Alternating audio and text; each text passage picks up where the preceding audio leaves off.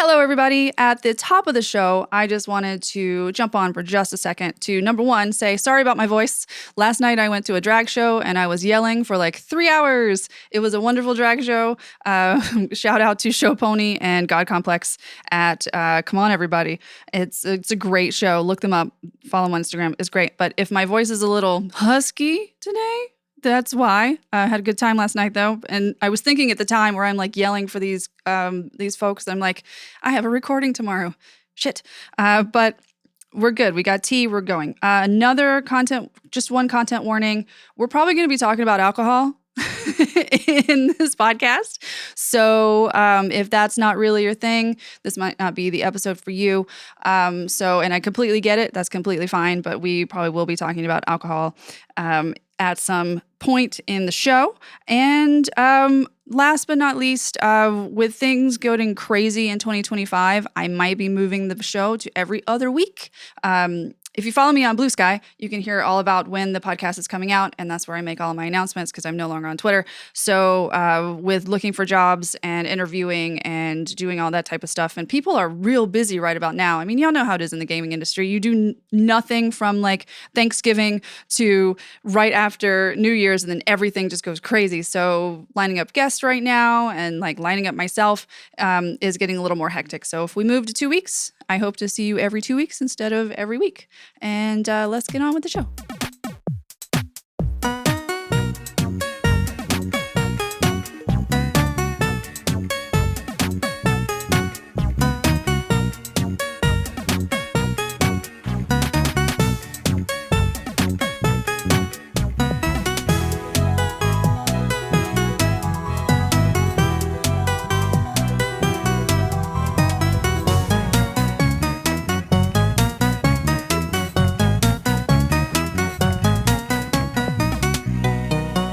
Hello, friends, old and new. Welcome to Stupid Little Games, the podcast where we talk about all things gaming from the inside out.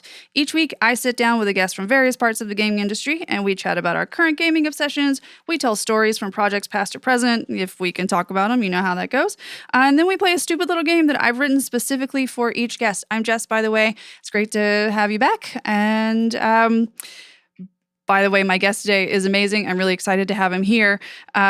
He's currently an art director and has been an art director for as long as I have known him. But you don't just get to be an art director. So you do lots of things to work up to being an art director. So we're going to talk about that. He was at Avalanche Studios Group for over a decade, working on titles like Just Cause 3 and Just Cause 4. More recently, working on the not yet released Contraband. These days, though, you can catch him at Lightspeed Studios, who he's about to move across country for, which I'm very sad that he's leaving Brooklyn, but I get it because California is great. So please welcome my favorite expat Swede, Thomas Klingstrom. Woo! Yes, thank you. That's such a nice words as well. Thank you so much. I told you I was going to say nice things about you. Thank you. Yeah, thank you. Great to be on there.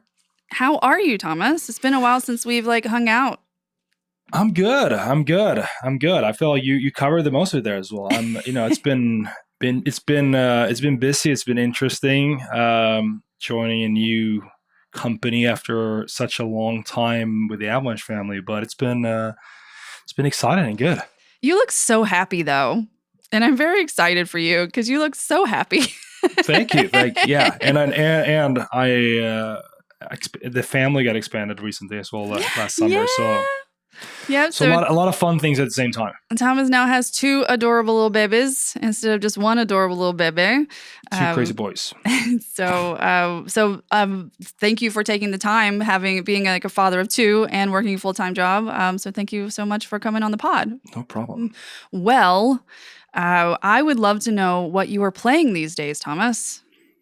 So recently, I have a few things. I always play a couple of games. Yeah. The one I just picked up is a game called Neva. Neva. Yeah. I've heard of this. It's beautiful. I mean, it's this the thing. It's a fun game, but first and foremost, it's just gorgeous. So it's this developer from they're from Barcelona. They're called Nomad Studio or Barcelona. Barcelona. They made this game called Grease a few years ago, which was a puzzle platformer that not go too much into that because that was an obsession many years ago. But it was, Yeah. you kind of reacquired colors and you painted them back in the world, and it was just like very gorgeous with a fantastic soundtrack. And then now they got the second Oh, game. Oh, you, it's just like play yeah, that. you That saying that, I remember. Yeah, okay. so good. Like it's actually you might be Beautiful. better. You might even be better than the second game. I'm gonna prop for now. But So at it's this point, Greece is in the country?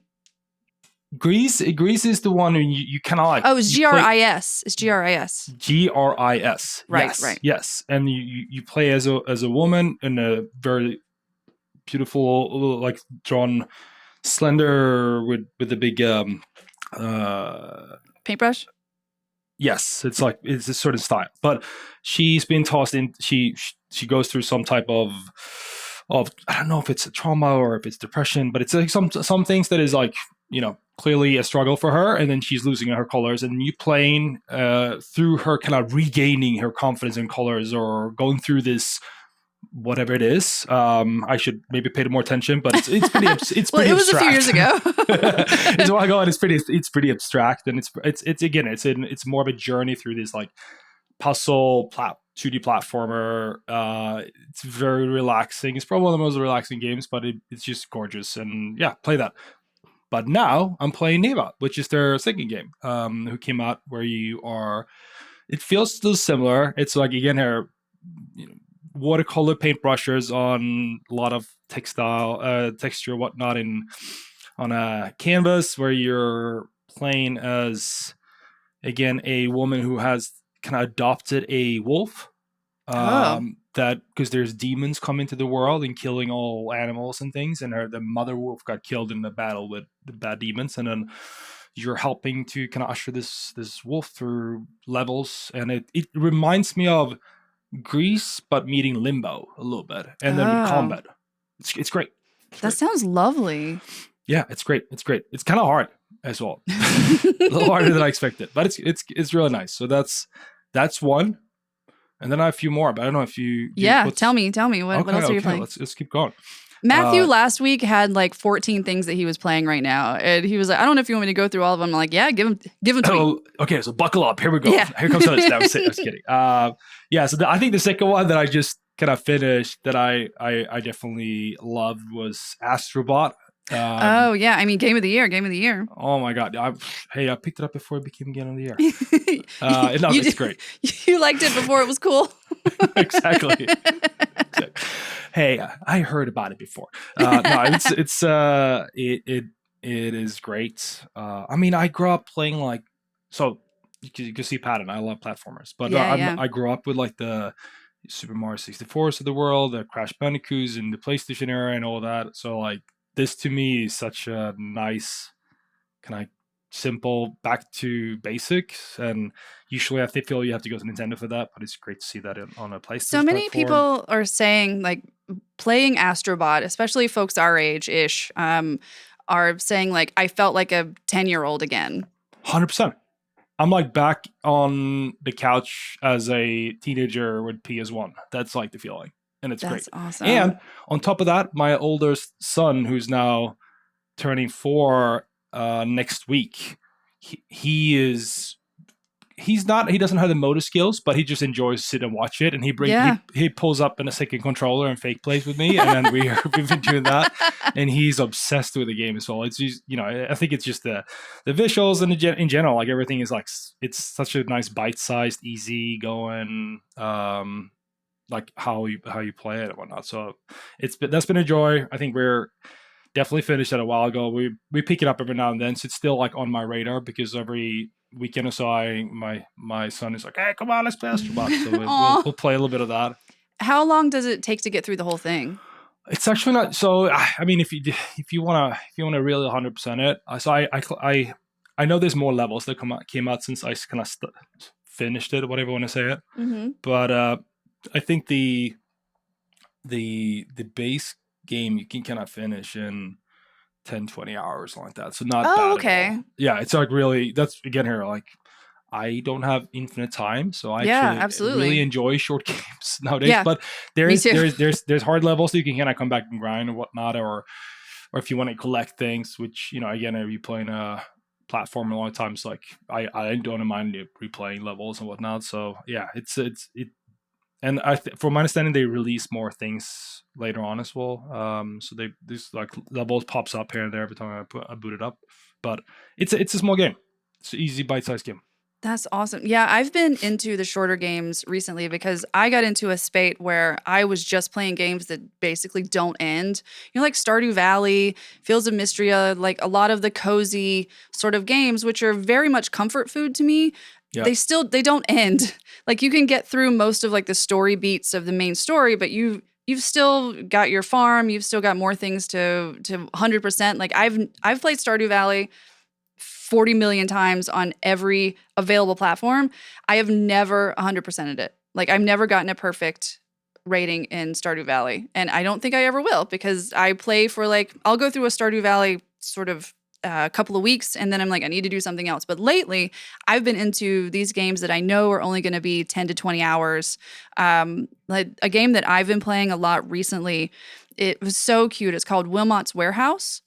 It came out a few years ago, I believe, and it's a little organizer game where you play. It's really simple. Like you play a little guy. I guess his name is Wilmot. In the warehouse, and you get more and more products, and you have to organize them in the warehouse, and you can organize them however you want. And the products, quote unquote, are just little icons of weird things, and you have to figure out how you want to organize the warehouse so that when the basically the thing in the back opens up and all the customers come in, you have to serve them. You have to set up the organizational to where you can grab these things quickly and give it to them. And then you get more and more and more and more products. And I think you get up to like 220 products. Damn. And you have to figure out how you want to organize them. And it's great. It's kind of nerve-wracking for like 5 minutes, and then you have unlimited time to organize. And then it's nerve-wracking for like 5 minutes, and then you have unlimited time to organize. So I wouldn't exactly call it a cozy game, but it is an organizational puzzle game that is very, very fun. So it's WILMOT, Wilmot's Warehouse. And it was, Wilmot's Warehouse. I think it was only like $6 or something like that. Is it on Switch? On Switch, yeah. It's on Switch. Okay. It was really, really good. And so I knew that it wasn't a long game, and I was like, I'm into this.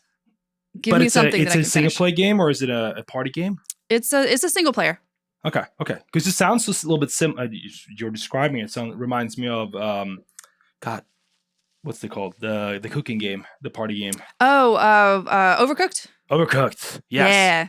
Yeah. I think it could be, if you had a bigger warehouse, it could be a multiplayer. I think it would be fun.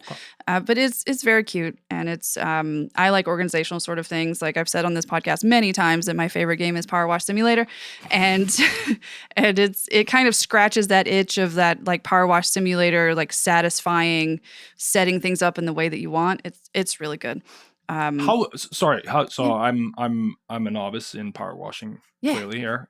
Like how I've heard this been mentioned here before on this podcast, and from you in person as well, at our older endeavors. But what's the deal? Like you obviously get the power washing part, but do you choose what do you put on power wash? Do you carry it out? Like what's the deal?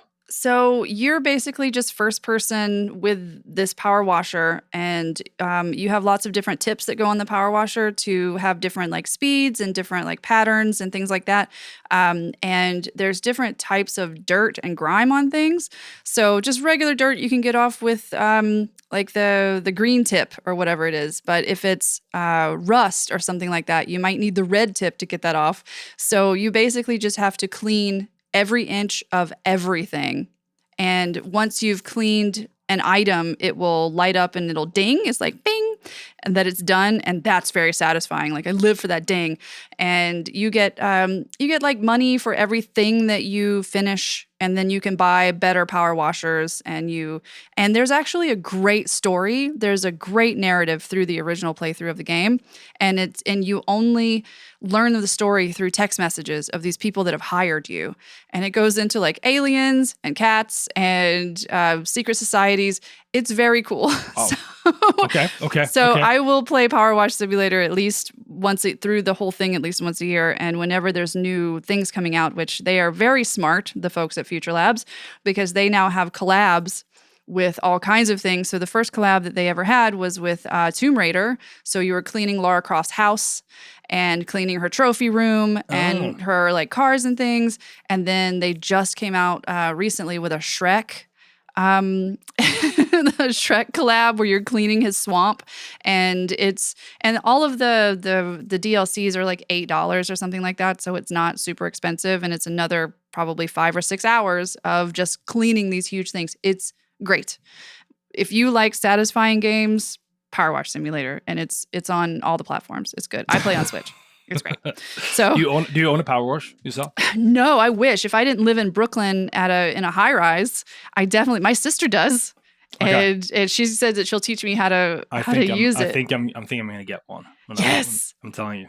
You So- can come use mine. You can come use mine. Come visit She the has West Coast. told me that it's really satisfying. And so I'm just like, next time I come to visit you, because she got it recently, next time I come to visit you, show me how to power wash, and then we can, yeah. So I'm into it. I'm 100% into it. Anything else you're playing? Oh, sorry. Well, go yeah, ahead. I would say that segues perfect into something that is not related to power washing at all. So I've been playing this game on and off, and then I just finally got time to finish it, and it's called Jusant. Oh, is that the climbing game? Yes, by Yeah. Dot Nod Yeah. Entertainment, and it's amazing. It's another very zen. So I need zen in my life right now. It's beautiful too. It's gorgeous. Beautiful. It's gorgeous, and it's the first game I think that utilized lumens that was released for. Lumens is this lighting system for Unreal, which is a type of global illumination, is super powerful, and it's just like kind of magic. It works, and their style is just flat PBR run materials that is just like showcasing it. So very smart. But no, it's just great. They've been able, and then I love this game because this is not just like a good game, but I think as a developer, I really enjoy when I see a developer's like, okay, we're gonna do something. We're gonna focus. We're gonna make climbing game where you're very simple, just like the best climbing game. All the other shit, just like cut it. Who cares? And then like we take one art feature, like one render, and then we flat all the textures in service of showing this beautiful lighting, and then we let that they flood fill all these caves and outdoors areas, and that's it. And that's pretty much the whole game. And then they have made this simplest narrative is it's all like there's no other NPCs, there's nothing, just a couple of crabs and critters crawling around, but that's it. And then you're just reading notes from people that left it from these places. It's all abandoned villages along these mountains or like mountainside, very vertical as well, and you just climb up. That's it. You climb from the bottom up, and the game is over, and it's extremely satisfying. It seems like all of the games that you have talked about, like from Neva to Greece to Jusant, they're all just stunningly beautiful games. So I'm not at all surprised that an art director is like, these are gorgeous games and everybody should play them. You should definitely play them. And yeah, so do that. They're all Jusant and Astrobot. Astrobot, obviously people know all about it, so I don't need to inform there. Jusant is, you can pick it up on PS4, PS5. Might be other platforms, I don't know, but I would recommend on like a PS, because then you get the nice looks. And then Neva you get on your Switch, and it's great. Just or Greece. The other thing that I played literally all day yesterday is I'm still playing Infinity Nikki. Nice. Have you heard of Infinity Nikki? I have like it pings up somewhere, but what is it? Help me. It's a free to play game by a Chinese developer called Infold, and but it's a gorgeous world where you play like a 19-year-old girl who gets isekai'd basically into this other, like, I don't know if it's a dimension or whatever, and stylists are kind of the magicians in this world, and you get these outfits that give you different abilities. And so these gorgeous outfits, but there's a whole story, and there's a lot of, I've talked about on this podcast before, there's lots of subversive writing, especially for a Chinese company. It's kind of like anti-cop and anti-establishment sort of like undertones and like class wars, and it's like, this is a game about fashion.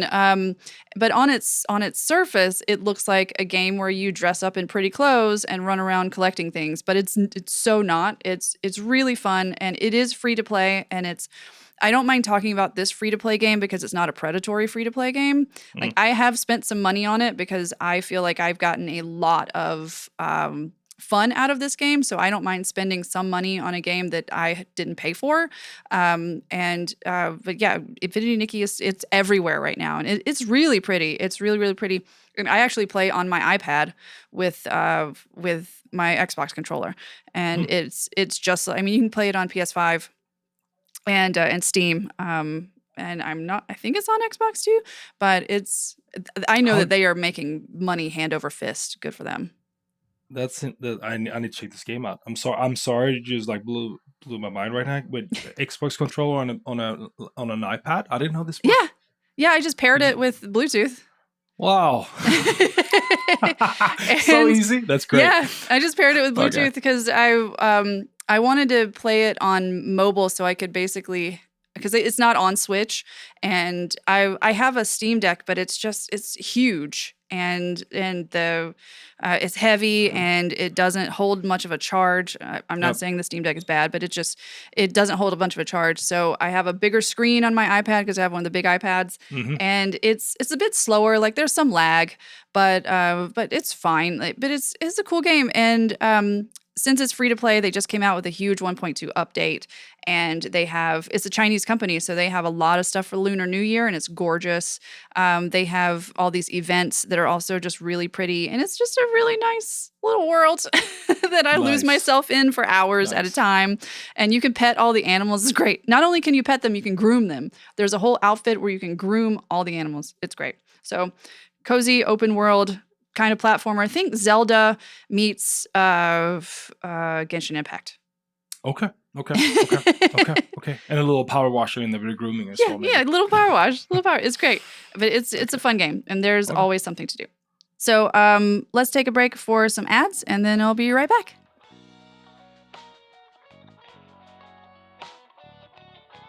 Today's sponsor is Phantom's Ghost and Other Heartbreaks by Beth Morton, a debut novel that's a contemporary spin on Phantom of the Opera. So taking place in New York City, Phantom's Ghost and Other Heartbreaks transforms Christine from an opera ingenue into an MBA student and takes Eric from an underground phantom to a mysterious benefactor living in a high-rise above the city. When these two are unexpectedly brought together during a blackout, the result will change both of their lives as a spark sets them on a new path. And Thomas, what did you just say about the book? Can I say it on the podcast? Yeah, you can say it. Oh, if you enjoy some good old musical, some Phantom of the Opera, and you don't mind a good old fuck, then this is the book for you. I think that's kind of the best ad that Beth Morton could ever ask for. Phantom of the Opera, who fucks? There we go. End of ad. That's perfect. So look for Phantom's Ghost and Other Heartbreaks by Beth Morton right now on Amazon for the paperback or Kindle Unlimited if you prefer the ebooks. It's already out. It came out on January 16th. So if you're interested, look for it right now. So thanks so much to Beth Morton and Phantom's Ghost and Other Heartbreaks for sponsoring this episode. And we are back. Thomas, I would love to know, because you have been in the industry for a minute, basically 20 years, right? And you've been a AAA art director for about half of that, for about 10 years of that. So can you tell me, like, how did you get into gaming and how did you get to be an art director and what the fuck is that? Yeah, it's been a while, give or take around that time. So obviously you end up here because you love games, right? That's for I think we're all. You don't work in this industry if you don't love. Yeah, it's games. way too grueling to be here for just.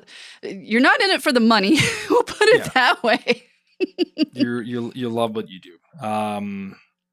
So let's. I guess like we're gonna talk about me playing Nintendo for my whole childhood. And, Hell yeah, and all that. Me too. Yeah. So obviously, long story short, clearly loved games. And then I think, so I came in from the side of things where so in Sweden, I'm going to go on a little bit of a sidetrack here, but I'm from Sweden, for whoever didn't pick that up before. I'm born and raised in Gothenburg, West Coast Sweden. There we go. And they had this program in the 90s or in where they wanted computers to families, and you could essentially buy pretty like a subsidized computer through your work as a parent and put in your home as like a home PC computer. So Oh, I that's don't know so if this is cool. true or if this is the real reason, but I feel like part of why there's so much like IT and game development or things that is very, they have a lot of tech savvy people essentially in Sweden, and I think it Yeah.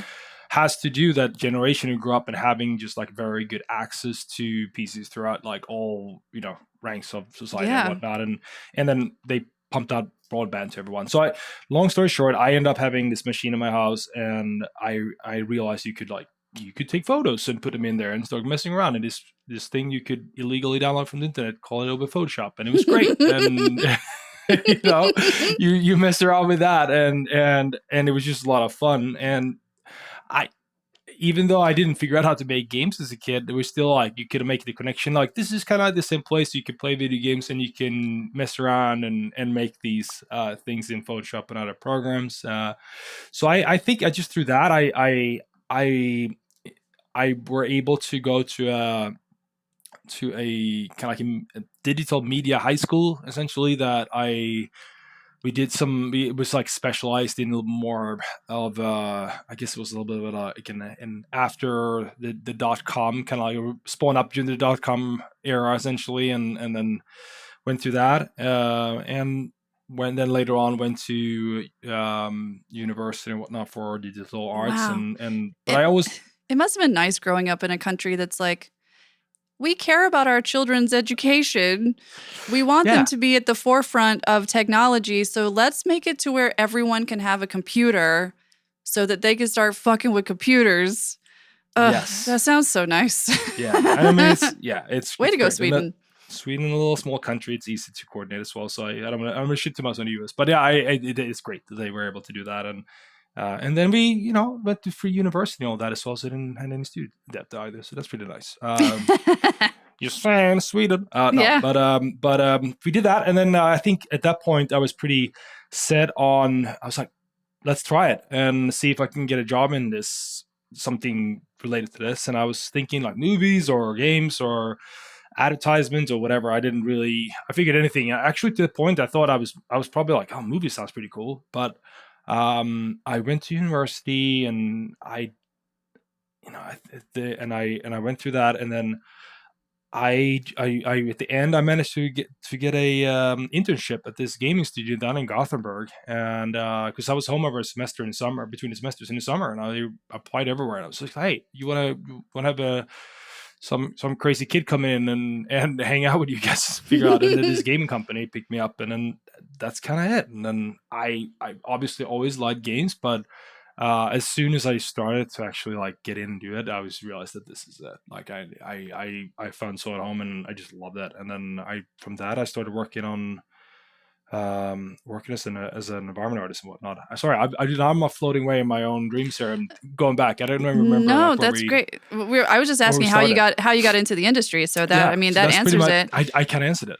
And one thing that I have noticed about Sweden, because I've talked to like lots of different companies around the Nordics, because there's so many game companies, especially in Stockholm, so much internship and emphasis on bringing in new talent and all that fun stuff that I'm also quite jealous of.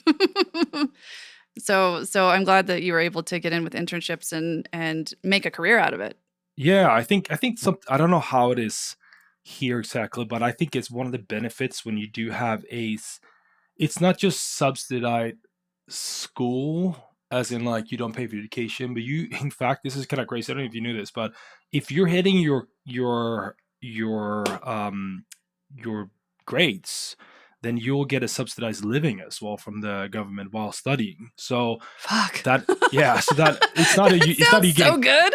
so it's not, but yeah, you can invest. If you're hitting your marks and you're performing, and that means that you're going to most likely come out in society and start performing afterwards. Then I guess it's like worth to kind of pay for people to go to higher education, right? Yeah. Or if you can afford it, it's great. So that if you look at in terms of why internships are pretty like why it works pretty well there is because you're officially in school while doing it, so you can, and by you're kind of like still getting the government subsidy, so you can have a dorm room and whatnot, and just instead of going to school, you go to this company, and it's kind of like a mutual thing where the company obviously benefits from getting some people, but they don't have to pay for them, and they have them in for a few months, and you might do a PhD, or like you'll have to do some additional stuff there, but it is the kind of shared endeavor between the private sector and the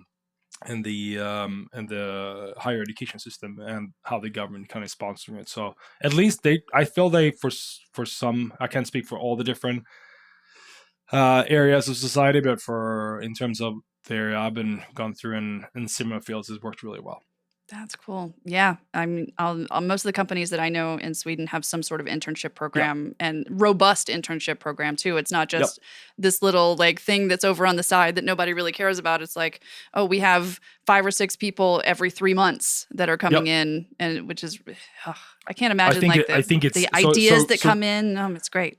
it's great. And again, here, like, now obviously, like, that was my kind of way in, and it's different for listeners here in the US, and I kind of speak to it from a different angle there, but yeah, being in Sweden for folks over there, it's a great way to kind of get into industry over there that way. Well, what brought you to the US, speaking of?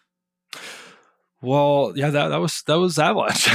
So that's some of you might know as well. Yeah. Yeah, so I worked a bunch of years, and I was jumping around a little bit in the beginning. Went through a couple of companies um, in Sweden, and a little bit different industries, and then I tried like a little bit of indie as well as within gaming still, and AAA and whatnot. But I was at the company, and which I loved, was great. A little mobile developer. I've been there for 2.5 years, something like that. But I knew I wanted something else, and I kind of thought that'd be fun to try out something outside of Sweden, maybe. And in Europe, it's so easy because we're within the union, so you can kind of just like, Yeah. it's Just like hop moving from a around. state to, yeah, it's like going cross states here essentially almost. So I was kind of doing something like that, but then friend of mine hit me up. I was like, "You might have heard we opened a studio in New York," and I was like, "Yeah, I kind of heard about it." And he's like, "Well, I got the art director here in Stockholm, and you should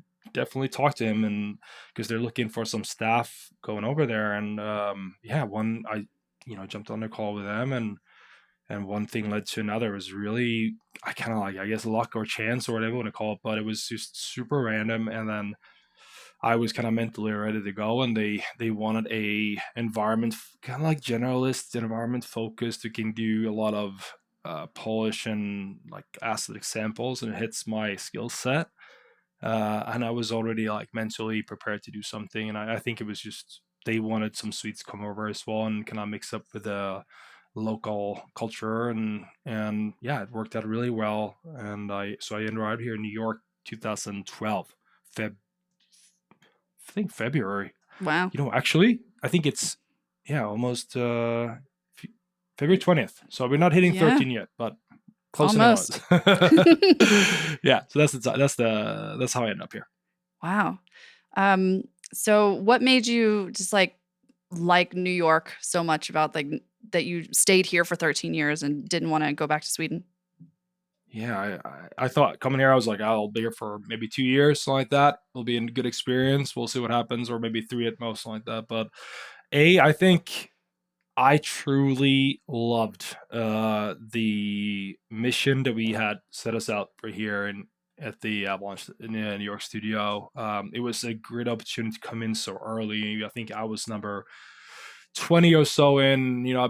Pretty fresh. Still, I've been working a couple companies, but never get a chance to even come so early in on something of this magnitude. So that was extremely exciting. And it was just so much to figure out for us. All right, Yeah. it was so fresh. We got the engine from Avalanche. Obviously, we had a bunch of staff, super talented people from the Swedish office that came over and helped out about 10 to 15 or so. And then it was new hires, just like bringing in people from all over the place, like US, Canada, and a bunch of expats from Europe as well that order I was bet that time here. at Avalanche was so cool. Like I was You there know, later, yeah. and as most of the folks listening know, like Thomas and I both worked at Avalanche together. Thomas was there a lot longer than I was.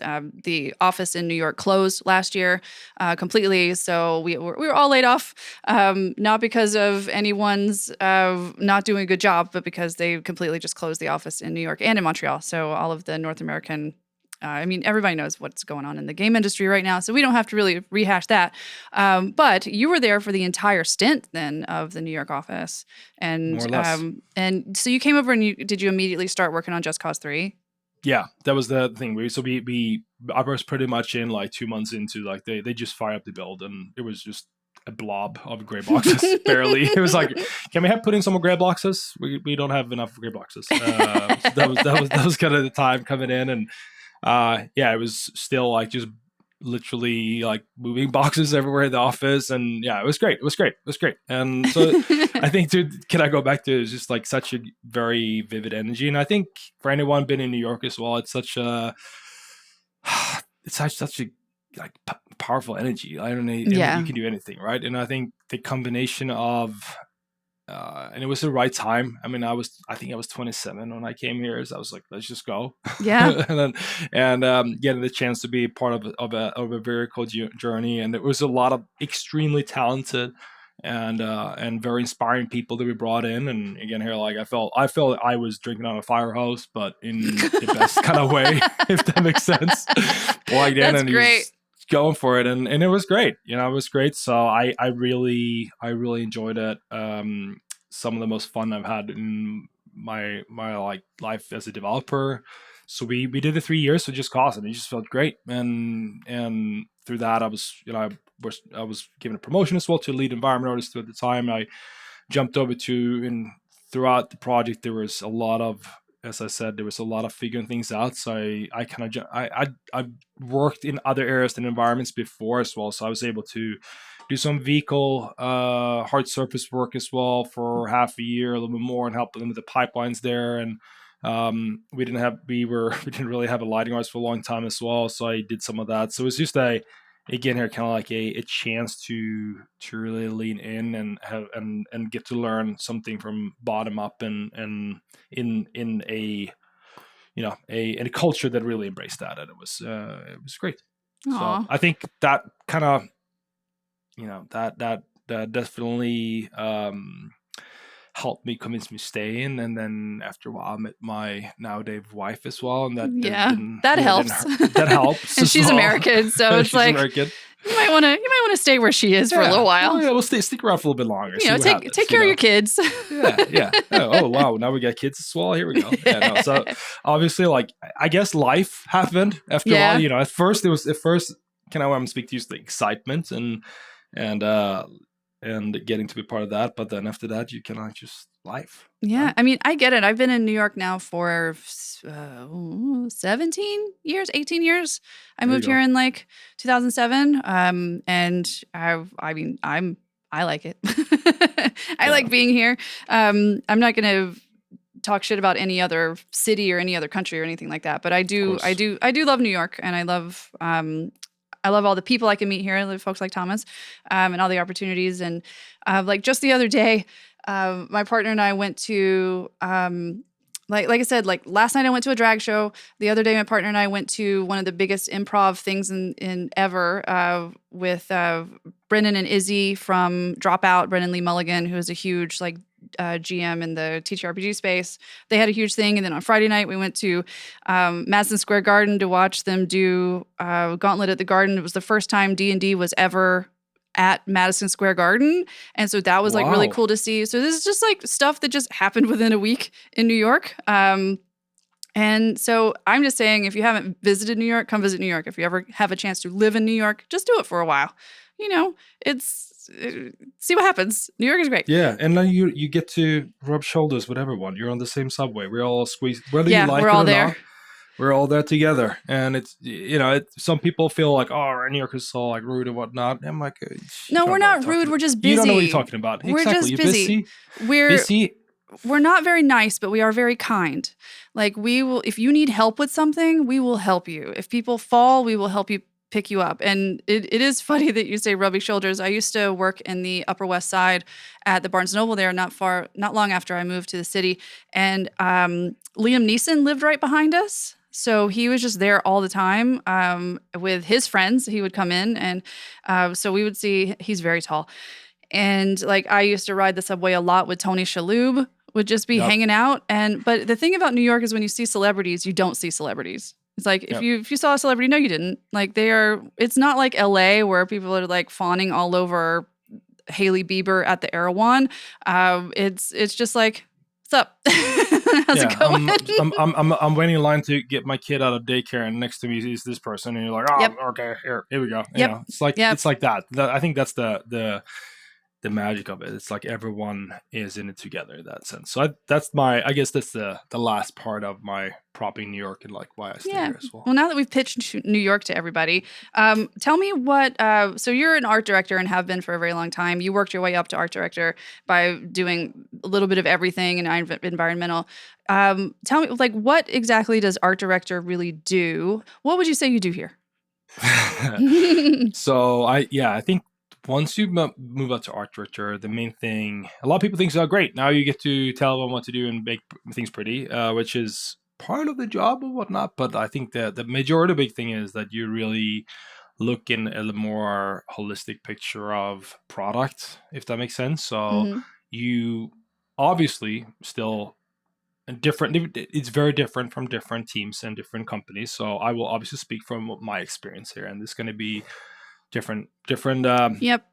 You know, different every company and is so different. Every company does things a little bit differently, but yeah. But in a nutshell, you can think about it as you have a vision for this is what we want someone to feel when they play the game. This is what we are achieving. We want to make this game, and you'll have a creative director or game director, or it'll be like someone or some entity of some sort that is driving that forward. And then from that, you will have a advisor or head of each discipline that is kind of like representing their part and trying to take part of that as intimate as possible and understand like this is kind of what we're trying to do. Like we want to make Neva or Astrobot or Jusant, right? And like what is the important thing here and why do we do it and how are we essentially utilizing each department in the best way to achieve that end goal. And this sounds super vague, but I think that's kind of what it is. Yeah. And then yeah. And then from that is like taking. So for me, is like I'm like understanding that part. Like what's the visuals? How do we want to portray this? How does it feel? How does it when you close your eyes and play this game? Like clearly we have a target audience. Like what are we trying to do here, guys? And then we take that and like I'll try to break that down in a way that we can visualize and contextualize it into. At first, when you go through a production, we will go through concepts and we'll make a lot of visual targets for it. It could be, again, here depending on the size, you can maybe do everything on paper and do a bunch of pretty paintings, and sometimes you'll pair that up with more in-game kind of like visualizations. It depends again here, like what is the type of product and what's the style and whatnot. Do we need to verify something, or is it more like kind of like it's done and be done? We already figured this out from before, so it's more like kind of building on something from the past. It's again here, like it's not a really right or wrong there, but obviously like you need to figure out like what that looks like. And then from that, now I'm kind of going through it in an order of events maybe, but from figuring that out, you either have a team or you build a team around you of artists that will have the skill set to kind of like put all this crazy stuff together.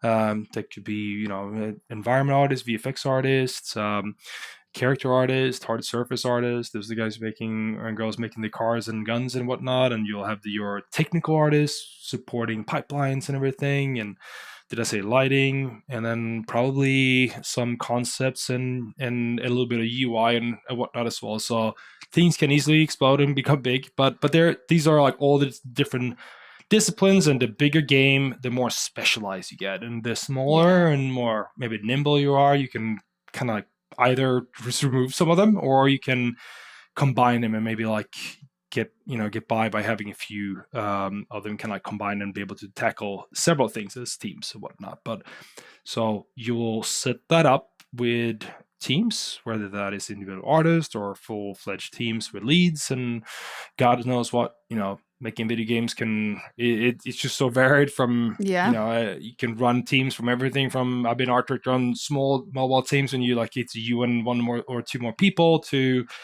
say working in this 150 people team and you have an art department of, maybe on site 40, 50 people, and then you'll have outsourcing on top of that, and all of a sudden you start breaking down and thinking those numbers, then you have like multiple leads, and it becomes like running a small army essentially. So Yeah. it's there's not like maybe like a right or wrong here, but that would say like it's half vision and like strategy, and half is a lot of people.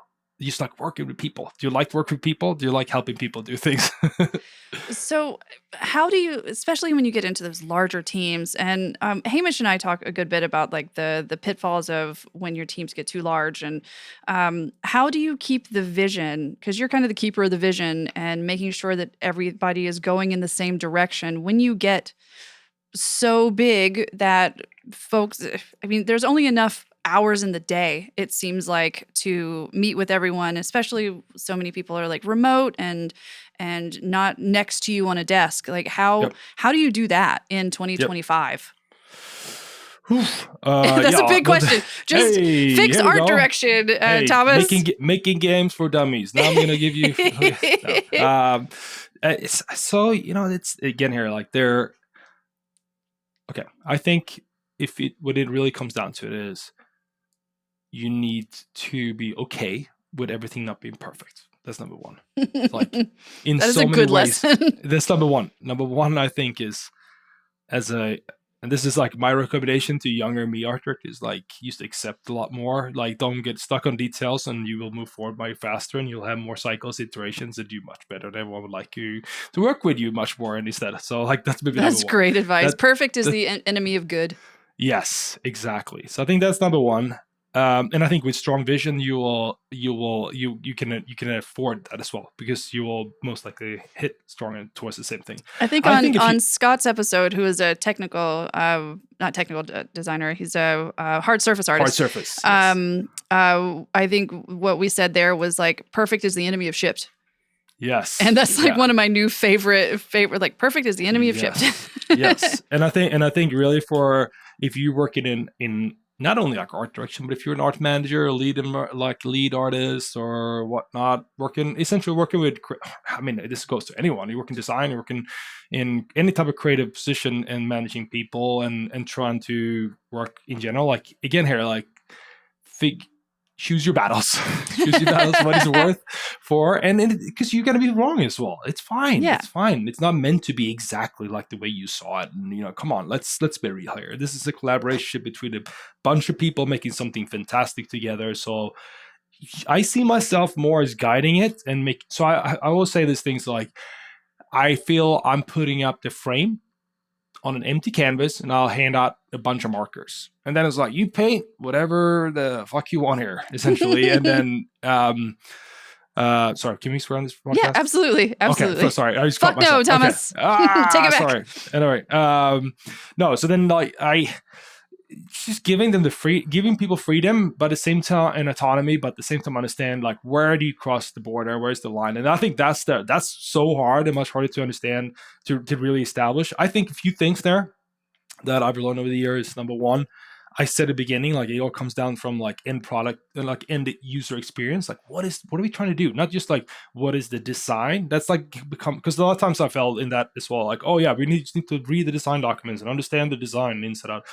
But at the end of the day, it's like it's the end user experience that we really like. If people can relate to that, like we are again, I'm going back to the 3 games we talked about before here. Like, are you an Astrobot, which is like a throwback platformer, kind of bite-size game from the PlayStation era, or are you Neva, which is like a fantastically beautiful, very like artsy game, no, very different style. But we can kind of expand it further. But you need to understand like what are the user supposed to experience and feel there, and if you can talk about that, I think that is super powerful to your team, so that we are not just looking at the technical implementation because that's becomes again so technical.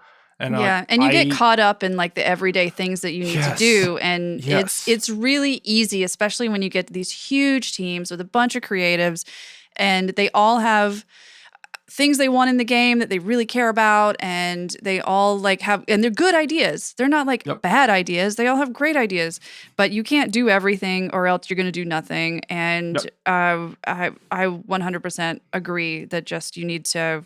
No, but like going back to it, like what I mean by user experience is like find a like a reference game, something like where can you triangle between three games and roughly get this is kind of how we want to feel when we play it. It should feel like X, Y, Z. It should play kind of like this. You play these other games, like again here we all are gamers pretty much in this industry, right? And then from that, start putting down that those frames as talked about and let people fail. So early on, invest in those people that you're going to work with. Like for example, for me, it would be a lot of my leads and whatnot, right? So I tend to be in larger teams lately, so a lot of the small ones. So I come in from the concept phase and really invest in these leads for them to understand, so they can be self sufficient and like for us to fail together early on, and like it's Yeah. fine, fail sometimes, and then after that, hopefully they'll get it. So I get again. I think if you can cut yourself out and just be there when you really need to, and rather not having to be there on a day-to-day and firefight, that's the goal. That's where you should be 3 months ahead and not in a daily basis. But like you're saying, knowing the audience that you're going for and knowing the end product, that means Yep. it's okay to fail, but that if you know who your end user is and you know what you're trying to make, then you can fail more in pre-production instead of failing in production, which Yes. is so much more expensive. And and that's when the game gets delayed, and that's when like things happen that are more detrimental. Like try to answer, never forget these questions when you come out of pre-production.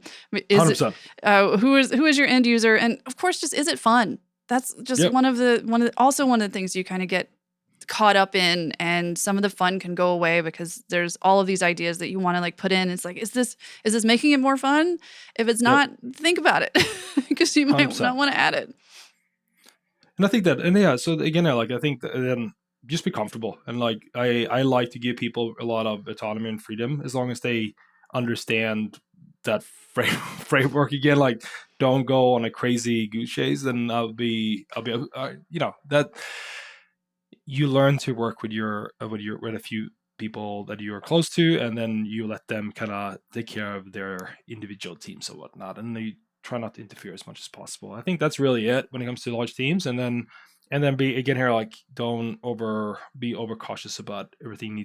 You need to be okay with some inefficiency here and there. There's a big team, and you need to be okay that everyone doesn't like the artists that maybe the outsourcers that they have somewhere else in the world. It's fine that they don't know everything, and everyone doesn't. You don't need to be obsessed with everyone being on the exact same page. But when you look at the flow of how things comes together, do the people that need to understand? Good. Then focus on that. Like that's what really matters. And then everyone else, like at the end of the day, like the further up in the chain you get, sounds like a little autistic, but then it's more important that you understand because you're going to be the choke points and you're going to drive that vision, and it's fine. And then let some other people, because I remember like working with a lot of artists when you're a little greener, you might be like, I don't ever care about this game. I just want to make pretty arts. Yeah, Whatever, they just want to make It's like, cars. You just want to make guns. You just fine, want to make trees and concept art and stuff like that. Yeah, I get it. I don't need to quiz them on like what the exact like everything need to be, as long as they work with people who cares, or like cares. Everyone cares, but who have that maybe fingerspitzengefühle essentially can drive that essentially. Cool. That's fine. So since you're as an art director, you kind of touch every part of the game from usually conception to shipping. What is your favorite part of production / pre-production / post-production? Like what do you love doing? I was about to say obviously concept here and beginning, and it's so much fun, and it is fun. Like concept is amazing. I love concept Pre-production, art. I love concept art so much. It's because it can get just wild. Like concept art is just it's so gorgeous, and the colors are usually just absolutely. I love concept art. I mean, It's like like you and we I. do everything. You're like, hey, we can do whatever now. Like we're, and Yeah. then you're like, oh, okay, we have to scale down the project a little bit. Will our engine do this? Yeah, Hmm. it, This it looks is. great. Yeah, it's fun, but you know what? Part of me, to be frank, I think like the most proud moments and the things that really stands out now thinking back when you ask me is probably like shipping some of the biggest, when you really in the end closing the last bugs of like Just Cause 3 and Just Cause 4 and like seeing everything come together in that sense. That's amazing. That's like, I Yeah. think that's what really drives you. Like you've been part. I mean, at the end of the day, you'll have a hate love relationship with games, and you Yeah, of course. you can't play them for a year after you release them, and it takes some time before you became be close. But that being said, there's a magical moment at the end when you realize like all these crazy ideas and all the ins and outs and what it took to get here. And it is hard to make a game. I have so much respect for every games that is shipped every Oh year. yeah, it's It so is hard. so hard. It's so hard.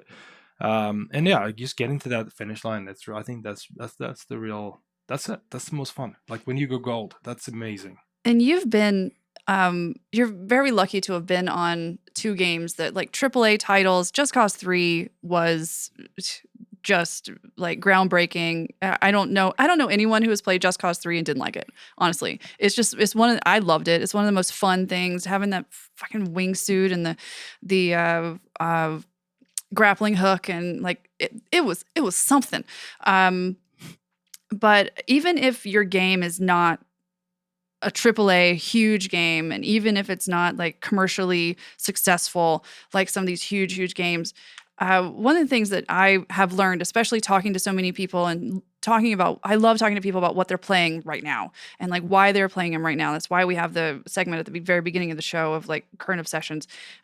No matter what, somebody is going to love your game, and it's going to be their favorite game probably. Like no matter what, like there's like Wilmo's Warehouse. This is one of my favorite games right now, and it's a semi indie game that came out like 3 years ago. You know, like I great. I paid for it, and I played the shit out of it for 2 days. Like I couldn't put it down. Like even smaller games like that, somebody is gonna love your game. So just make it. 100%. I couldn't agree more. And I is that before I moved to US, I was on this small indie company. We would usually be a couple people on each project, and we had some we had some amazing paintings from kids or folks who Aw. just like or wrote emails, and it was just like such a because we were about I think we were 10 or 12 people at the studio, and we're all these small teams making. It was the early days of iPhone, so we were in the Facebook games and whatnot, and it was such a it was a lot of love, and so I totally agree with that. Like it to some extent it almost becomes even more crazy emotional when you have because you're like I made half of this game and then someone likes Yeah. it. It's almost like emotional overload in a sense where if you're part of a big project as amazing and that is like you are a little bit more of a cog and it doesn't matter even if you're a game director you're still a cog in Yeah, this thing, right? absolutely. So Yep. like I think even this might even go they're like hyperdrive in feeling into getting even if it's like a few people you're like wow it's amazing so I totally hear you and I second that. Well, before we get to your stupid little game, I just want to ask because it's 2025 right now, and we are recording this podcast, and things have changed so much in the industry, even since I've been in it, which has been about 5 years. And even in the past, I feel like the industry is changing month to month to month. It seems like, especially with AI and everything like that. Um, I'm not going to start on that because Let's not go there. we will just keep Don't go there. going. We will just Don't go keep going. there. But what sort of advice would you have of like budding game artists that are coming into this industry that love games in 2025?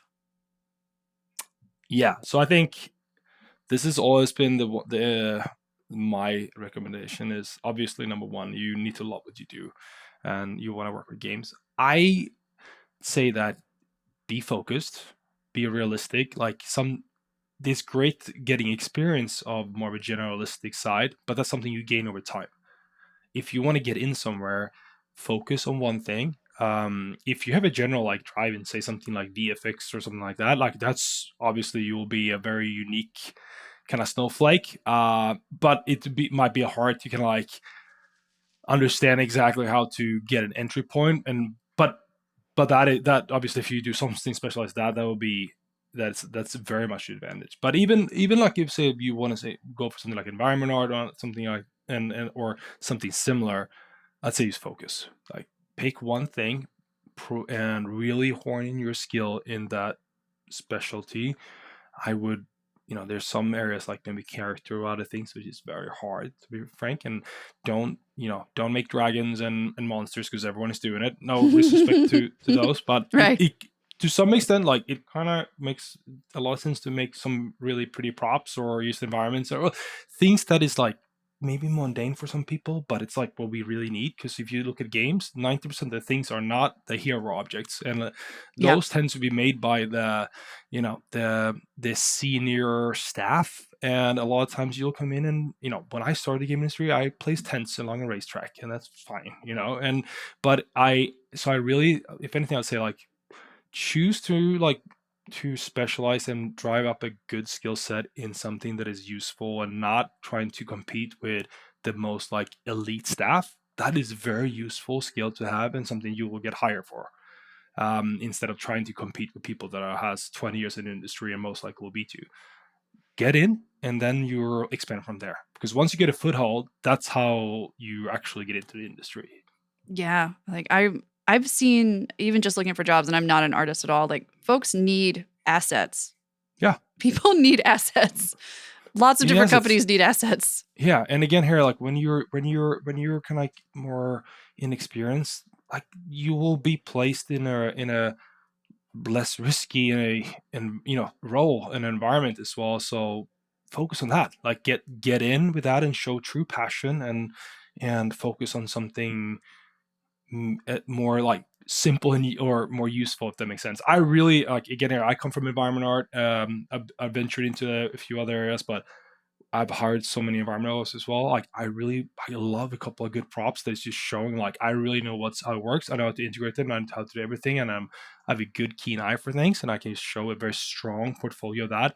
Don't overload either. Just like short but sweet and sweet, very strong, simple things. That's how you get in, and then you can take it from there and expand and become like a super powerful artist and a master or whatever it might be later in lighting or this or that. But start simple. Where are people putting their portfolios these days? Because you don't come in into an interview with a huge book anymore, like you did 25 years ago. Like, here's the things that I've done. It's like now it's all digital.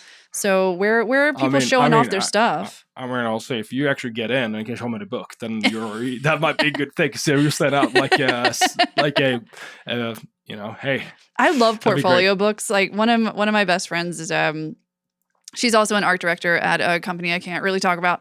And she's been doing it for a very, very long time. And I love seeing her portfolio because she literally just has, because she also worked at anime company back in the day as an art director there too.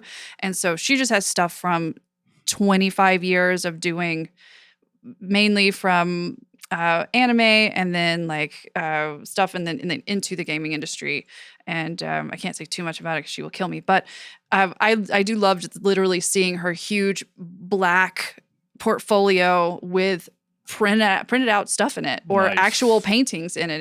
It's so cool. Nice. So Yeah, if you can get in there and do that, then have that. I'm saying if you can swing a printer book, but that requires you to actually get in. So like Yeah. that maybe that's your second step. But no, otherwise ArtStation is your go-to. That's the absolutely easiest. Yeah, and very short. If you're in general, I'd say recommending for artist applying. Get a CV, ideally get it down to like a one pager, super condensed, like very down to the facts what you've done. If you have worked or have an internship somewhere, like that is number one, front with that. That's more important than going in depth of everything else. But apart from that, just like keep it pretty nice and short, and then make sure that you put your link your portfolio in the top of the header, and you put it there, and you put it everywhere, so it's super easy to click and no one misses it. I again here, like, I don't think some people write personal letters. It's nice, but it can get lost in the just noise. Again here, like, there's no really trying to not be. I'd say, like, go wide, like, especially when you're an experience that's like, don't try to spend too much time with each company and writing a personal letter and do all these things and do the perfect. Rather be like, optimize it, go very streamlined, get your resume down to a one pager, make sure you format it for like it's like, you can go online and look at this, like all these rules on how you format a resume so it fits in the system, and then make sure you have an ArtStation that is up to date, that is like, get it up there. The first thing I do before I even read your resume, most likely, I just punch that link, and I'll look at it before even I know your name, pretty much. Like, that's the first thing, and which I actually think is great as well. Like, Yeah. I want to know that what their work is before I even know who you are, and I think that speaks more to it. But I think that's it. Like, keep it simple and then apply wide. Don't be afraid. Like, go, even if it does, and like, another thing as well, even if you don't have the requirements, don't care. Apply. Like, apply even if you hit half of the requirements of it. It's fine. Just apply. Like, obviously you might lower the chances, but I've definitely been in a situation where we hired much more folks that it doesn't hit all those requirements. So don't be worried about that either. And especially just saying, like, as a woman in the industry, apply. Ladies, apply. Yes. Please Yes. apply. There is, not that the men won't apply, because I mean, I think everyone should apply, but there are studies that show that men will apply to a job listing if they have about 60% of the requirements. Women won't apply to something unless they have 110% of the requirements. So it's like, I need to have every single one of these requirements plus some before I will even apply to this. So I've seen ladies, that as well. yeah, ladies, just apply, because there are so many fantastic artists out there, and they just need to be seen. Just get your shit in front 100%. of people. And we want more women in the industry. Like, Yeah, we do. 100%. So yeah, I encourage absolutely for all the ladies out there to apply, even though you don't hit the criteria there, and it goes for everyone. Yeah, awesome. I think that's a great place to end and play a stupid little game. Are you? Oh my God, I'm nervous. Don't be nervous. The guest always wins. The guest always wins. Oh, here we go. So yeah, let's play a stupid little game. So I'm excited about this game because I can also participate in it. So I gave it a content warning at the beginning that we'll be talking about alcohol, because your game is actually called Video Game Sommelier. Okay, nice. So it's these are subjective questions, so there's not a wrong answer. So I'm gonna give you a game, like a video game, and I want you to tell me what you think is the best thing to drink while you're playing this game. And so it doesn't have to be alcohol. It can be beer, wine, cocktails. It could be mocktails. It could be soda. It could be whatever. And I'll also like chime in with what I think that people should drink while they're playing this game. I think there's no subjectivity here. It's just going to be pure facts. Nice. I like that confidence. I love that. Cool. So again, I'm going to give you a video game, and you just tell me what you think people should drink while playing it. Because some context for this, I'm not just throwing alcohol questions at Thomas. Like whenever we were having something in the office, because I'm not a huge drinker, and Thomas isn't like a huge like drinker. But what I'm saying is I don't drink very much, so I don't know much about beer. I don't know what people like. I would always go to Thomas and be like, what are people drinking these days? What should we get for this party that we're doing? And you knew like the best like bars to go to. I keep track of the folks, and you do. They're happy. You do. You absolutely do. So so this is why I'm throwing the video game sommelier at Thomas, and I have every confidence that you're going to be really good at this. So your best. So first, let's just start out with like you said that you were playing Jusant. What should someone drink while playing Jusant? Okay, so Jusant is a very it's kind of hard. It's a bit of a hard game. There's very little help, so you can't drink too much. Okay, so we're gonna have to do something a little bit lower percentage. So I think, but at the same time, Jusant is like it's a French game. It is beautiful. So I think it's got to be It's got to be wine. I'm thinking, something nice, but it's still. I think a funky red. No, I don't know exactly what wine I'm gonna pull, but I'm saying like it's new. It's a little different. So I'm thinking like a little bit more of a funky red wine. It's gonna be light, almost to the point where we go in. Not a full rosé, but a very light, funky, kind of like could be a Pinot, but no, not really. Like something else that is, I don't know exactly what grape, but a funky red wine, very very summer, very light, very fun, very modern. Yeah, that's it. Nice. So I love that you're actually putting thought into this. This is exactly what I wanted. From you asked for sommelier. Here we go. Yeah. You're the video game sommelier. Cool. So. Yeah, so, and you can maximum. I think maximum like maybe 2 glasses, and then after that we're gonna cut you off because there's very little clues. You just have to kind of figure your way out. It's a lot of feeling your way around there, climbing, figuring it out. So, that's great. Yeah. All right, the next one, Wii Sports. Wii Sports. Yeah, if you're playing Wii Sports. Yeah, now you definitely need to be drunk.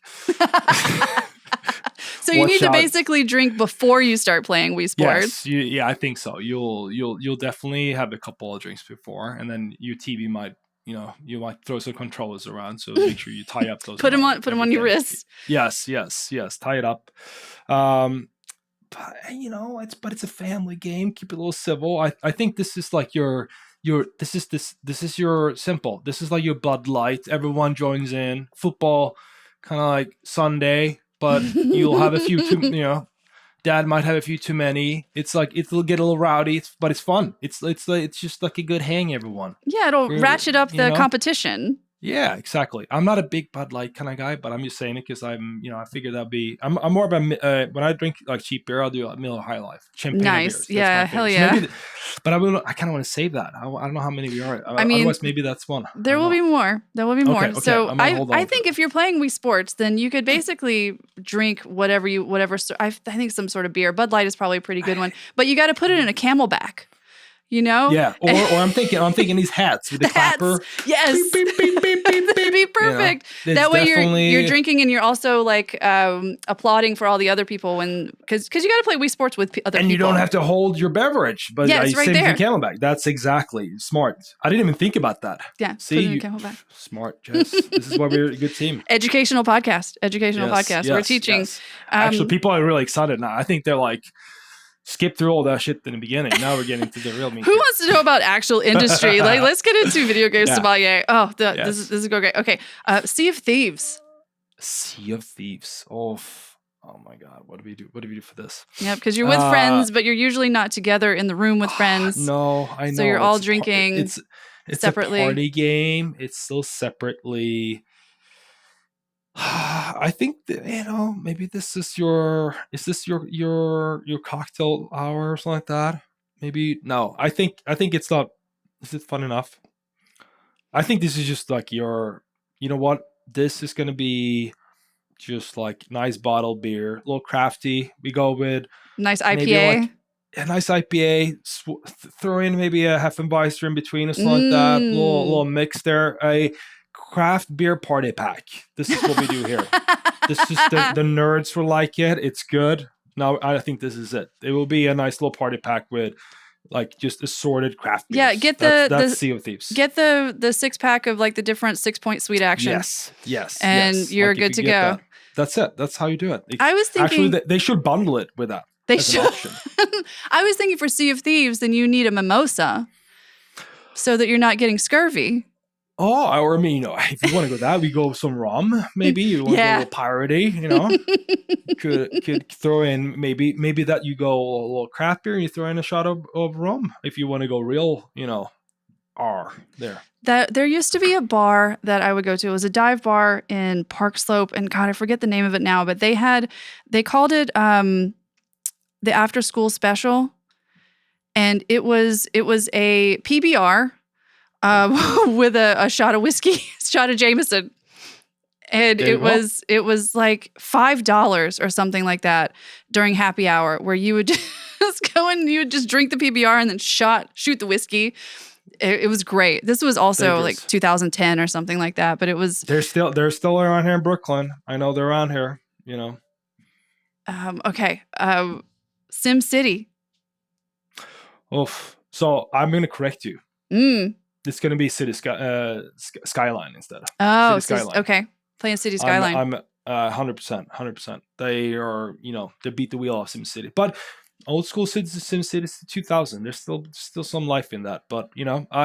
So that is your slow burn. That will be. I mean, I'm definitely a whiskey guy. I think you pour up a little bit of a whiskey, and then you sit there and you enjoy it over time. It's just like the problem. Yeah, it's just like it takes a long time these games. But you come in, you sit there for a little bit. Actually, you know what? I'll retract that because I don't play it in one session. You don't build a city in one day. No, you don't. It takes you weeks. You log in, you build a few hours at night, you sit. Actually, one of the I'd say like a magic point was when I transitioned at home to an ultra wide screen. I recommend it for anyone who like RTS games. It was amazing. You sit and look at your city at, half. I bet that's so satisfying. And you like pour a little whiskey and sit there. Oh, it's perfect. So that's what you do. I would say if you're gonna do like a Sim City or something like that, then you would need a Cosmopolitan. Oh, look at you! But see, I'm from Gothenburg. We love puns. Like you're. I've been away for too long. They would love you. You need the Cosmo. You do. Or Manhattan. Or Manhattan, absolutely. Wow. What's in a Manhattan? It's it's kind of like an old fashioned, but I think it's rye based. Very simple. I mean, these are like the old ones where you have like 2 ingredients to just make your whiskey that used to taste like rat poison. Essentially, not because some of it still tastes like rat poison. A little sugar in there and some lime. Yeah. Okay. Next one. What do you play what do you drink when you are playing Mario Kart? Mario Kart. Let's say Mario Kart 8, which is the last one. But any of the Mario Karts, basically. And I mean, it's all the same. Yeah. Mario Kart. It's another party game. I think Mario Kart is just like good old fun. It's like bring your own BYOB. Anyone. It's like everyone is invited here. Mario Kart is for the people. Mario Kart is for everyone. You come with your wine. I bring my Miller High Life. You come with whatever. Craft beer, simple. Everyone is accepted here. There's no right or wrong. Mario Kart is for everyone.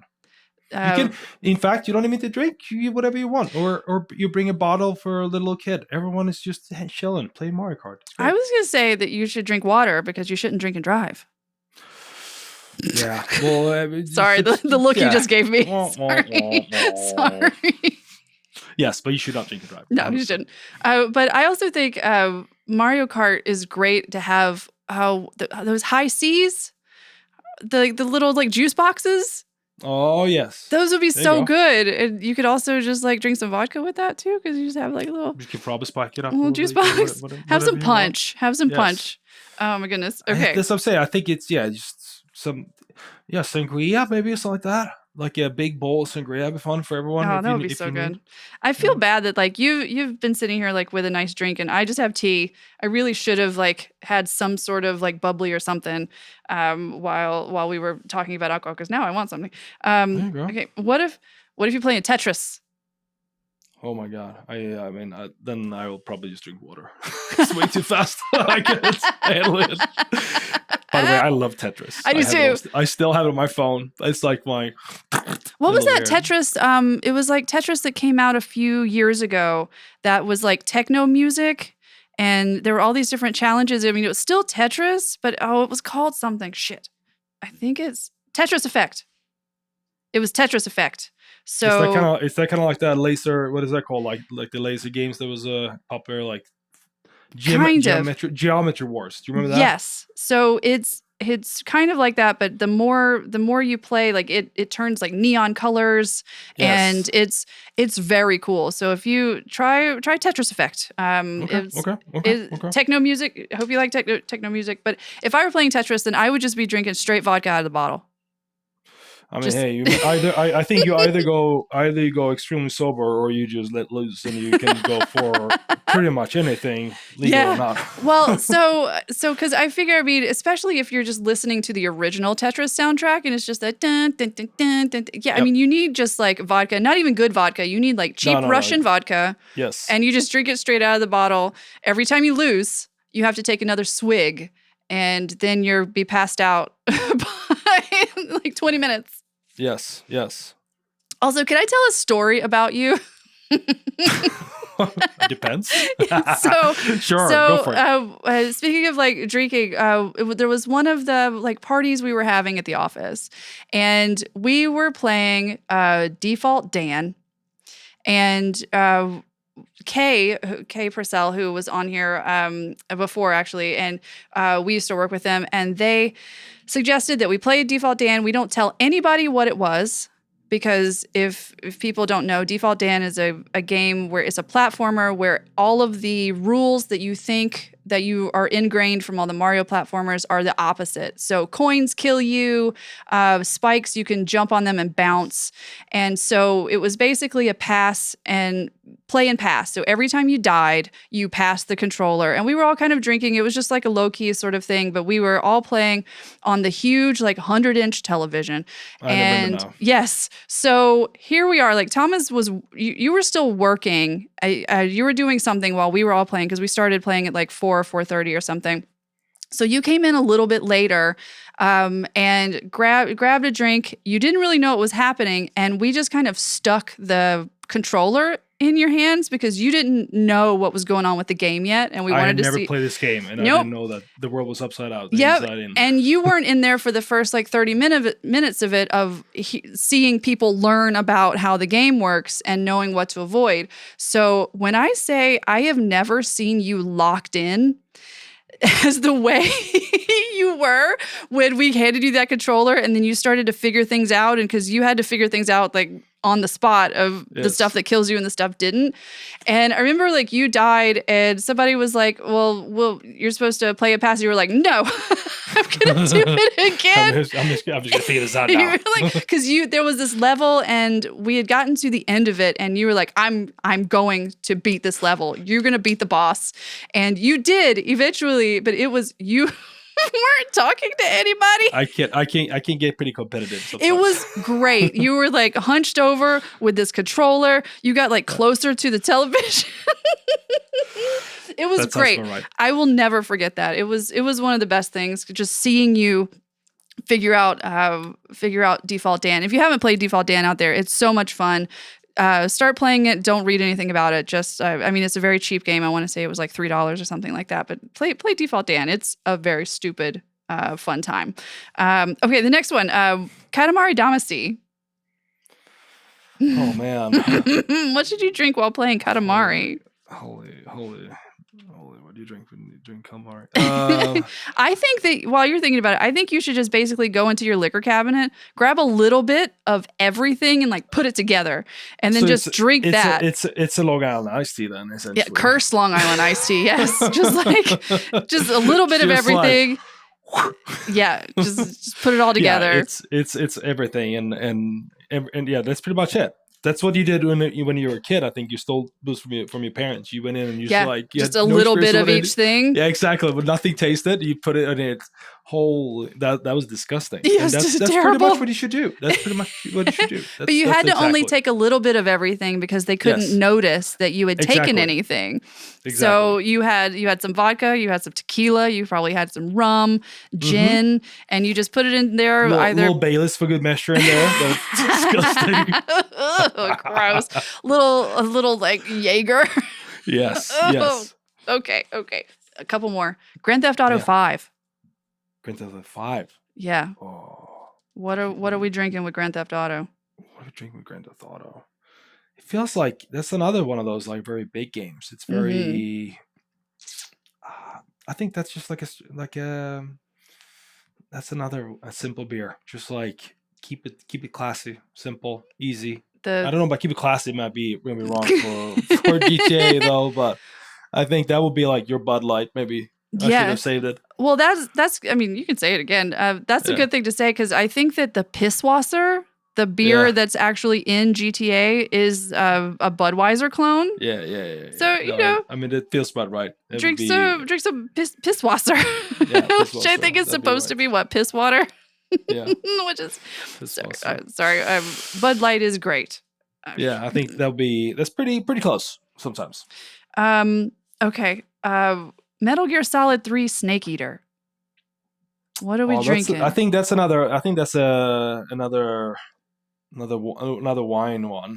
I mean, Japan makes great whiskeys. That could have been a. That's true. I mean, they have fantastic whiskeys, and so that could have been. I could definitely see that working with it. It's a little funky, but I feel like Metal Gear is a little jazzy. It is a little red. I think it's just got to be a red wine. More body, a little more complex, maybe. A little Montepulciano d'Abruzzo. I think something like that. Where we going. They're a little traditional. I think an old world. I think we're definitely be doing French or Italian. It's got to be Montepulciano or something like that. Be good. I'll take that. I think that's what I'm thinking. I used to love Montepulciano, and that's how I found out that I can't drink red wine because of my migraines. Yeah, it's a lot of tannins in that. So much tannins. That's why I can't have red wine or like dark chocolate because my head is just like, bitch. Yep, bitch, what are you doing? I feel for like Metal Gear Solid, then you need like Goldschlager because there's solid metal in it. That's the only thing. I was trying to think of anything that's not Goldschlager that has like actual metal flecks in it, but I think that's the one. I would say that's chaos. Yeah. So I got alcohol poisoning on Goldschlager in college. Oh wow. It was horrible. I had 10 shots of Goldschlager. Don't do that, kids. Don't drink Goldschlager because it's bad and it is gross. And it was New Year's and I was hanging out with a bunch of bodybuilders and I was like, I can drink as much as bodybuilders. I could not. I could not drink as much as bodybuilders and I was sick. I was very, very sick. Don't do that. I was 20. Let's do one more. 10 shots of anything. 10 is bad. Yeah. 10 shots of any moderation. Yeah. 10 shots of anything is terrible. I was watching a Drunk History the other day, and it was one of the British versions. And Ed Gamble had like 17 cocktails by the time he was great for like 20 minutes, and then he just fell over. Boom. Like a tree. It was hilarious, but I feel so bad for him. They said he was fine. So the very last one, Tapper from 1984. Remember Tapper? Tapper is the one where it's a really old game where basically you're the bartender and you have to slide pints of beer down to people and you have to keep up with all of the beer that's slid down. I see. This is a new game for me. I'm gonna have to check this out. Look for Tapper because it was one of the earliest like speed like an Amiga game or something like that. Or yeah. I think it was Nintendo, but oh wow, I'm not sure. Hold on, You play as a bartender sliding beers down. I think you might be the waiter because the bartender is like pushing things down, and you have to go from like bar to bar to like pick them all up. Oh, you do. That game seems like a dirty martini. Where is the platform for Tapper? Oh, it's bringing up AI. Tapper game. 1984 is the video game. It was also known as Root Beer Tapper. Oh, it was Midway. It was Midway back in the day. Of course. Yep, you put you in the shoes of a bartender who must serve eager, thirsty patrons before their patience expires. It was on Sega in Japan. It was Sega, wow. 1984. 84. That must have been. Wait, this is the Mega Sega system, the first one, then. Yeah. Before the Mega Drive. And apparently it was sponsored by Anheuser-Busch. Huh. And the arcade version is Budweiser. So I guess you should just drink Budweiser. Yes, there we go. 3 for 3 there. It'll be Budweiser. I was thinking for that you could drink basically anything out of a pint glass, but somebody has to throw it at your head. Yeah. And you have to catch it or you can't drink it. You stand there in the bar and slide it down. Yeah, just slide it down. Big chugs. Especially and you have to drink it before the new one gets to you. Oh God, Yes. we're such bad influences on this podcast. Don't do that, kids. I'm thinking like a bowling alley, and you out the side and you slide them down. That's big chugs. literally what the game looks like. Like you're basic, Wow. it's bars, but it looks like bowling alley kind of things, and they're literally just you have to give it to the patrons before they get pissed off and walk away. It's hard. It gets very very That's quick. great. That's a little bit like Dave the Diver, right? They have a segment like that. Yeah, they do. Dave the Diver was fun. Oh, what a great game! And it had a crossover with Dredge, apparently. Yes, which they is did. another I one mean, that I like very much. they're venturing out in a lot of weird territory. That game. Yeah, and there's the new one was, I think there's a new Dave the Diver coming, announced at the Game Awards, I think. Maybe not. I think it's coming. But congratulations, Thomas. You won the game. Thank you. You won. Objectively winning the game. Absolutely.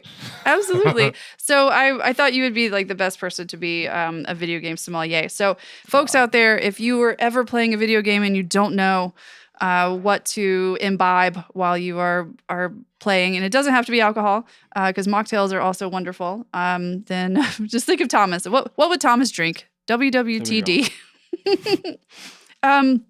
Well, I know that you want to get on with your night, so I don't want to take up too much more of your time.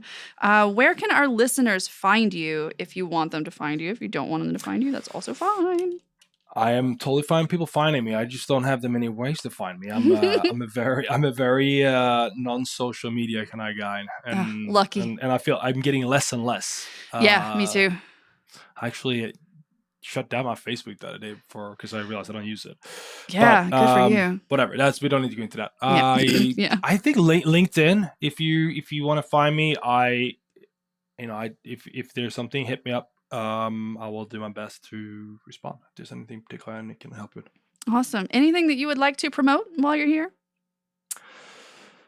I don't know. I think just love games, stay true, and that's it. Play games. That's all we have to do. Play a lot of games. Well, folks out there, you can follow me at on Blue Sky. I'm on Blue Sky at caketeas.bsky.social. On Instagram, I'm cake_teas. Again, I do not have a Twitter anymore because fuck Twitter. And the gaming over on Blue Sky is poppin'. So if you like gaming, come on over to Blue Sky.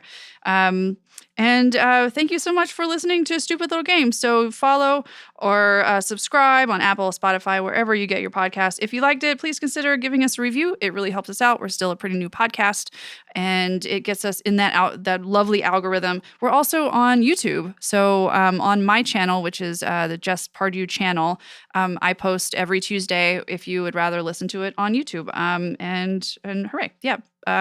Subscribe, like, comment, and subscribe. So this podcast is hosted and executive produced by me, Jess Pardue. Logo and theme music are by the multi-talented Bayard Russell. Audio engineering and final editing are by Gabe Koski, a man whose birth certificate is an apology. So we will see you next Tuesday. Goodbye.